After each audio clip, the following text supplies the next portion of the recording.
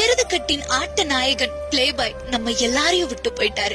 எருதுகட்டு விளையாட்டுல ஆட்ட நாயகன், கலக்கல் நாயகன், நேர்மையின் நாயகன்னு பேர் வாங்கி வேலூர்ல கதாநாயகனா அட்டையன் 42 சொன்னாவே எக்கச்சக்க ரசிகர்கள் பட்டாளத்தோட வரக்கூடிய பிளேபாய் விபத்தால நம்ம எல்லாரையும் விட்டு போயிட்டாரு.